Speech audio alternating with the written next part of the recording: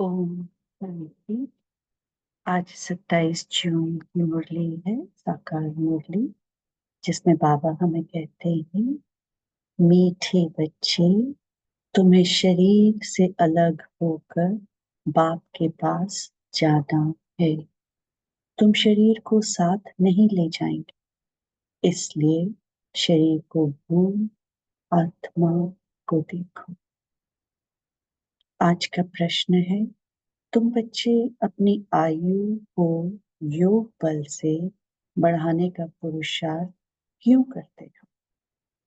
उत्तर है, क्योंकि तुम्हारी दिल होती है कि अब हम बाप द्वारा सब कुछ इस जन्म में जान जाएं, बाप द्वारा सब कुछ सुन लें।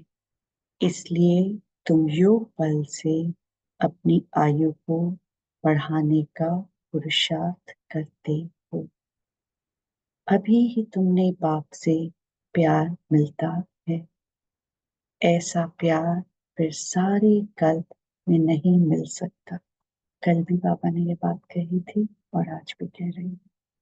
बाकी जो शरीर छोड़कर चले गए, उनको उन्हें उनके लिए कहेंगे ड्रामा। उनका इतना ही पाठ था। ओम शांति। बच्चे जन्म जन्मांतर और सत्संगों में गए हैं और यहाँ भी आए हैं। वास्तव में इसको भी सत्संग कहा जाता है। सत का संग तारे। बच्चों को दिल में आता है, हम पहले भक्ति मार्ग में सत्संगों में जाते थे और अभी यहाँ बैठे हैं। रात दिन का फर्क भासता है। यहाँ पहले पहले तो बाप का प्यार मिलता है, फिर बाप को बच्चों का प्यार मिलता है। अभी इस जन्म में तुम्हारी चेंज हो रही है। तुम बच्चे समझ गए हो, हम आत्मा हैं, ना कि शरीर। शरीर नहीं कहेगा कि हमारी आत्मा। आत्मा कह सकती है हमारा शरीर। अब बच्चे समझते हैं, जन्म जन्मांतर तो वे साधु संत महात्मा आदि करते आए। आजकल फिर फैशन पड़ा है, साईं बाबा, मेहर बाबा, वे भी सब जिस्मानी हो गए। जिस्मानी प्यार में सुख तो होता ही नहीं। अभी तुम बच्चों का है रूहानी प्यार। रात दिन का फर्क है। यहाँ तुमको समझ मिलती है, वहां तो बिल्कुल बेसमझ है। तुम अभी समझते हो, बाबा आकर के हमको पढ़ाते हैं। कल भी बाबा ने ये बात कही थी। वहां सबका बाप है, मेल तथा फीमेल सब अपने को आत्मा समझते हैं। बाबा बुलाते भी हैं, हे बच्चों, परमात्मा का मेला एक ही बार होता है। बहुत इंपॉर्टेंट बात। बच्चे बाबा बाबा कहते रहेंगे। बाबा अक्षर बहुत मीठा है। बाबा कहने से ही सारा वर्षा याद आएगा। तुम छोटे तो नहीं हो। बाप की समझ बच्चों को जल्दी पड़ती है। बाबा से क्या वर्षा मिलता है? वह छोटा बच्चा तो समझ न सके। यहाँ तुम जानते हो कि हम बाबा के पास आए हैं। बाप कहते हैं, हे बच्चों, तो इसमें सब बच्चे आ गए। सब आत्माएं घर से यहाँ आती हैं पाठ बजाने। कौन कब पाठ बजाने आते हैं, यह भी बुद्धि में है। सबके सेक्शन अलग अलग हैं जहाँ से आते हैं। परम धाम में सबके सेक्शंस अलग अलग हैं जहाँ से आते हैं। फिर पिछाड़ी में सब अपने अपने सेक्शन में जाते हैं। यह भी सब ड्रामा में नोंद है। बाप किसको भेजते नहीं हैं। ऑटोमेटिकली ये ड्रामा बना हुआ है। हर एक अपने अपने धर्म में आते रहते हैं। यहाँ नीचे आने में सब अपने अपने धर्म से आते रहते हैं। बुद्ध का धर्म स्थापन हुआ नहीं है तो कोई उस धर्म में आएगा नहीं। पहले पहले सूर्यवंशी चंद्रवंशी ही आते हैं जो बाप से अच्छी रीति पढ़ते हैं। वही नंबर सूर्यवंशी चंद्रवंशी में शरीर लेते हैं। जो बाप से अच्छी तरह पढ़ते हैं वही सूर्यवंशी चंद्रवंशी में शरीर लेते हैं। वहां विकार की तो बात नहीं। योगबल से आत्मा आकर गर्भ में प्रवेश करती है। उससे समझेंगे कि मेरी आत्मा इस शरीर में जाकर प्रवेश करेगी। बूढ़े समझते हैं हमारी आत्मा योग बल से जाकर यह शरीर लेगी। मेरी आत्मा अब पुनर्जन्म लेती है। वह बाप भी समझते हैं हमारे पास बच्चा आया है। बच्चे की आत्मा आ रही है जिसका साक्षात्कार होता है। वे अपने लिए समझते हैं हम जाकर दूसरे शरीर में प्रवेश करते हैं। ये भी विचार उठते हैं ना, जरूर वहां का कायदा होगा। बच्चा किस आयु में आएगा वहां तो सब रेगुलर चलता है ना। वह तो आगे चल महसूस होगा, सब मालूम पड़ेगा। ऐसा तो नहीं 15-20 वर्ष में कोई बच्चा होगा जैसे यहाँ होता है। नहीं, वहां आयु 150 वर्ष की होती। तो बच्चा तब आएगा जब आधी लाइफ से थोड़ा आगे हों। उस समय बच्चा आता है क्योंकि वहां आयु बड़ी होती है। एक ही तो बच्चा आना होता है, फिर बच्ची भी आनी है। कायदा होगा, पहले बच्चे की फिर बच्ची की आत्मा आती है। विवेक कहता है पहले बच्चा आना चाहिए, पहले मेल फिर फीमेल। 8-10 वर्ष देरी से आएंगे। आगे चल तुम बच्चों को सब साक्षात्कार होना है। कैसे वहाँ की रस्म रिवाज है, यह सब बातें नई दुनिया की बाप बैठ समझाते हैं। सत्यों की बातें बाबा आज हमें समझा रहे हैं कि कब पहले मेल आएगा फिर फीमेल आएगा, किस वर्ष में आएगा, कितनी आयु का डिफरेंस होगा। बाप की नई दुनिया स्थापन करने वाला रस्म रिवाज भी जरूर सुनाते जाएं। आगे चल बहुत सुनाएंगे और तब साक्षात्कार होते रहेंगे। बच्चे कैसे पैदा होंगे कोई नई बात नहीं। तुम तो ऐसी जगह जाते हो जहाँ कल कल जाना ही पड़ता है। वैकुंठ तो अब नजदीक आ गया है। अब तो बिल्कुल नजदीक ही आकर पहुंचे। हर एक बात तुमको नजदीक देखने आएगी। जितना तुम ज्ञान योग में मजबूत होते जाएंगे। अनेक बार तुमने पाठ बजाया है, अभी तुमको समझ मिलती है जो भी तुम साथ ले जाएंगे। वहां की क्या रस्म रिवाज होगी सब जान जाएंगे। शुरू में तुमको सब साक्षात्कार हुए थे। उस समय तो अजुन तुम अल्फ बे पढ़ते थे। फिर लास्ट में भी जरूर तुमको साक्षात्कार होने चाहिए। सो बाप बैठ सुनाते हैं। वह वह सब देखने की चाहना तुमको यहाँ होगी। जो भी हम वहां देखना चाहते हैं वह सारी चाहना यहाँ हो जाएंगी। समझेंगे कहाँ शरीर ने छूट से छूट जाए, सब कुछ देख कर जाए। इसमें आयु बढ़ाने के लिए चाहिए योग बल। जो बाप से सब कुछ सुने, सब कुछ देखें। जैसे आज के प्रश्न में बाबा ने समझाया कि योग बल से हम अपनी आयु बढ़ाते हैं ताकि हम सब कुछ सुने और सब कुछ समझ कर जाएं। जो पहले से गए उनका चिंतन नहीं करना चाहिए, वह तो ड्रामा का पाठ था, तकदीर में नहीं था। ज्यादा बाप से लव लेना, क्योंकि जितना जितना तुम सर्विसेबल बनते हो तो बाप को बहुत बहुत प्यारे लगते हो। अंडरलाइन करने की बात है कि जितना हमें बाप लेना चाहिए, क्योंकि जितना जितना हम सर्विसेबल बनते हैं तो बाप से प्यार हमें ऑटोमेटिकली मिलता है। जितना सर्विस करते हो, जितना बाप को याद करते हो, वह याद जमती रहेगी। तुमको बहुत मजा आएगा। अभी तुम बनते हो ईश्वरीय संतान। बाप कहते हैं, तुम आत्माएं हमारे पास थी ना, भक्ति मार्ग में मुक्ति के लिए बहुत परिश्रम करते हैं। जीवन मुक्ति को तो जानते नहीं।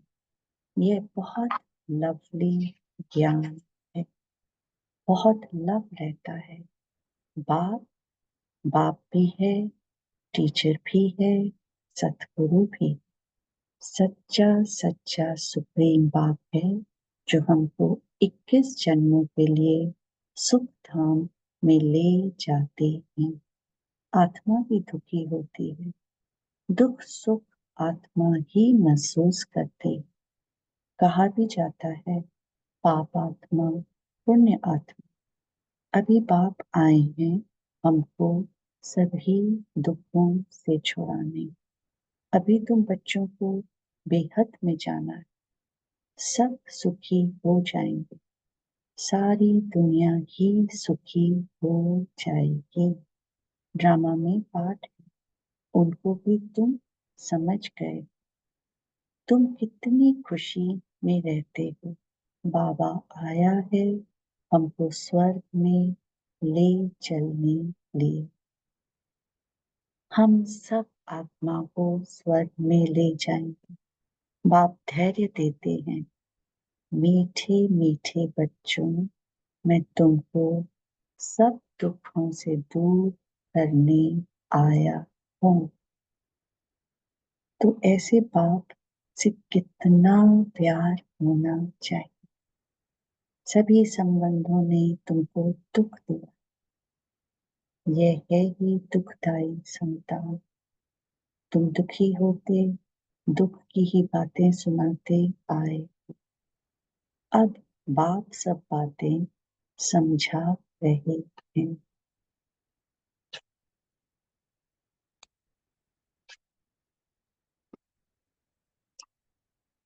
अनेक बार समझाया है और चक्रवर्ती राजा बनाया है। तो जब बाप हमको ऐसा स्वर्ग का मालिक बनाते हैं, उन पर कितना प्यार होना चाहिए। एक बाप को ही तुम याद करते हो, सिवाय बाप के और कोई से संबंध नहीं। आत्मा को ही समझाया जाता है, हम सुप्रीम बाप के बच्चे हैं। अब जैसे हमको रास्ता मिला है, फिर औरों को भी सुख का रास्ता बताना है। तुमको सिर्फ आधा कल्प के लिए ही नहीं, पौना कल्प के लिए सुख मिलता है। तुम पर भी कई कुर्बान जाते हैं, क्योंकि तुम बाप का संदेश बताकर सब दुख दूर कर देते हो। बाबा ने आज सेवा का पॉइंट बताया है कि तुम्हें ये ज्ञान सबको देना है, सभी को सुख का रास्ता बताना है। तुम समझते हो, इन्हें भी यानी कि ब्रह्मा को भी यह नॉलेज सुप्रीम बाप से मिलती है। ये फिर हमको पैगाम देते हैं, हम फिर औरों को पैगाम देंगे। बाप का परिचय देते सब बच्चों को जगाते रहते हैं अज्ञान नींद से। भक्ति को अज्ञान कहा जाता है। ज्ञान और भक्ति अलग अलग। ज्ञान सागर बाप अब तुम बच्चों को ज्ञान सिखला रहे हैं। तुम्हारे दिल में आता है। बाबा हर 5000 वर्ष बाद आकर हमें जगाते हैं। हमारा जो जो दीवा है उसमें घृत बाकी थोड़ा जाकर रहा है, इसलिए अब फिर ज्ञान घृत डाल दीप जगाते हैं। जब बाप को याद करते हैं तो आत्मा रूपी दीप प्रज्वलित होता है। आत्मा में जो कट चढ़ी हुई वह उतरेगी बाप की याद से। इसमें ही माया की लड़ाई चलती है। माया घड़ी घड़ी भुला देती है और कट उतारने की बजाय चढ़ती जाती, बल्कि जितना उतरती है उससे भी जास्ती चढ़ जाती है। बाप कहते हैं, बच्चे मुझे याद करो तो कट उतर जाएगी। इसमें मेहनत है। शरीर की कशिश ना करो। देही अभिमानी बनो, सोल कॉन्शियस बनो। हम आत्मा है। बाप के पास शरीर सहित तो जा नहीं सकेंगे। शरीर से अलग होकर ही जाना है। आत्मा को देखने से कट उतरे, शरीर को देखने से कट चढ़ती है। कभी चढ़ती कभी उतरती, यह चलता रहता है। कभी नीचे कभी ऊपर, बड़ा नाजुक रास्ता है। यह होते होते पिछाड़ी में कर्मातीत अवस्था हो पाती। मुख्य हर बात में आंखें ही धोखा देती, इसलिए शरीर को नहीं देखो। हमारी बुद्धि शांति धाम सुख धाम में लटकी हुई है और दैवी गुण भी धारण करना। भोजन भी शुद्ध खाना है, देवताओं का पवित्र भोजन है। वैष्णव अक्षर विष्णु से निकला है। देवता कभी गंदी चीज थोड़ी खाते हैं। विष्णु का मंदिर है जिसको नर नारायण भी कहते हैं। अब लक्ष्मी नारायण तो साकारी ठहरे, उनको 4 भुजाएं होनी नहीं चाहिए, परंतु भक्ति मार्ग में उनको भी 4 भुजा दी है।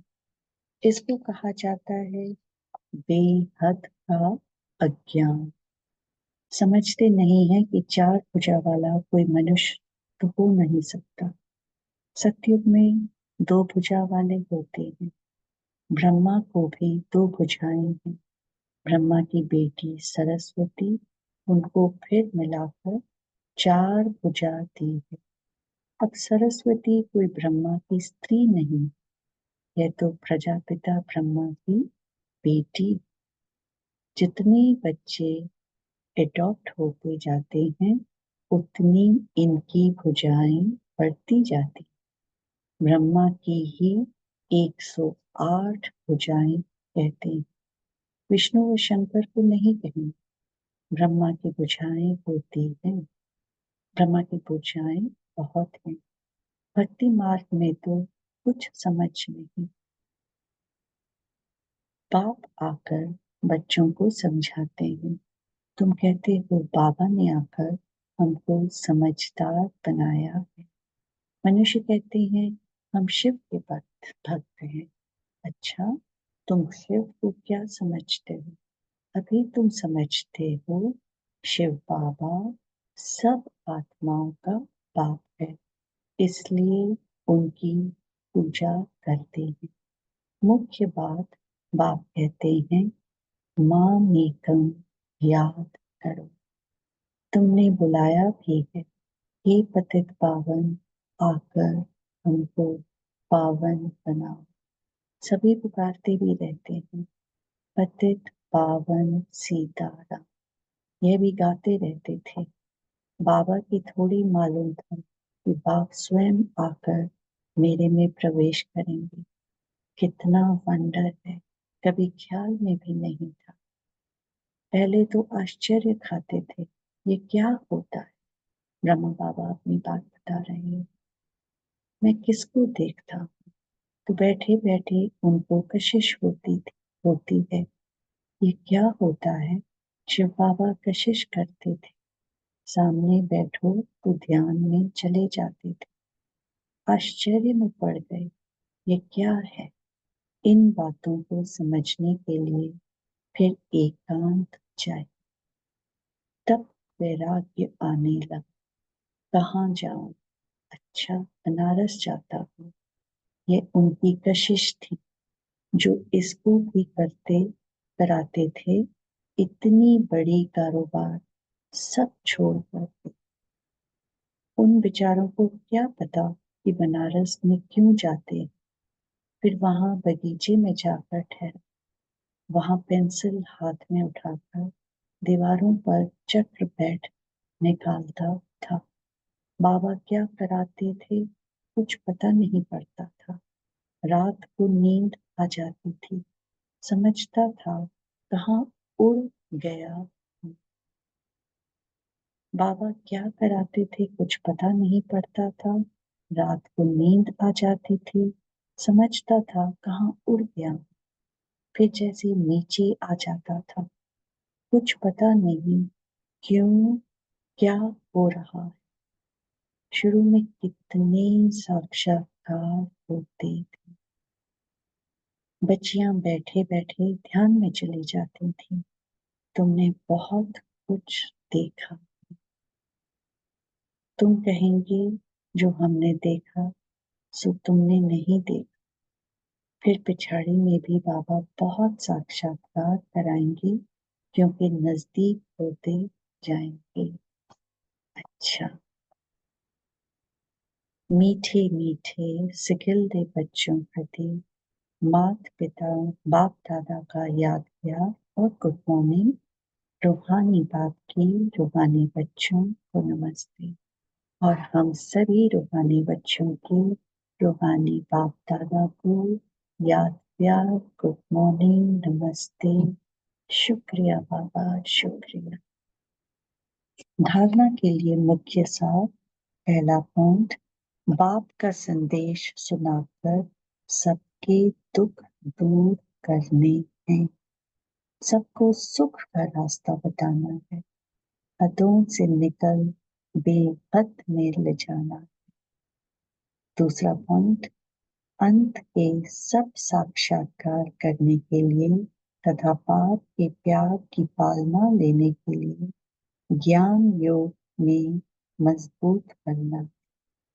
दूसरों का चिंतन न कर योग बल से अपनी आयु बढ़ानी। दूसरों में पर चिंतन न कर योग बल से अपनी आयु बढ़ानी है, ताकि हम सब कुछ बाबा से सीख कर जाए। आज का वरदान है, अलबेलेपन व अटेंशन के अभिमान को छोड़ बाप की मदद के पात्र बनने वाले सहज पुरुषार्थी। कई बच्चे हिम्मत रखने के बजाय अलबेलेपन के कारण अभिमान में आ जाते कि हम तो सदा पात्र हैं ही, बाप हमें मदद नहीं करेंगे तो किसको करेंगे। इस अभिमान के कारण हिम्मत की विधि को भूल जाते हैं। कईयों ने फिर स्वयं पर अटेंशन देने का भी अभिमान रहता, जो मदद से वंचित कर देता है। समझते हैं हमने तो बहुत योग लगा लिया, ज्ञानी योगी तो आत्मा बन गए, सेवा की राजधानी बन गई।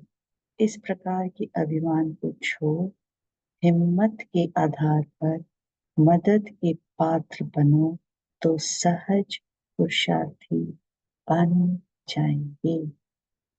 और आज का स्लोगन है, जो वेस्ट और नेगेटिव संकल्प चलते हैं उन्हें परिवर्तन कर विश्व व कल्याण के कार्य में लगाओ।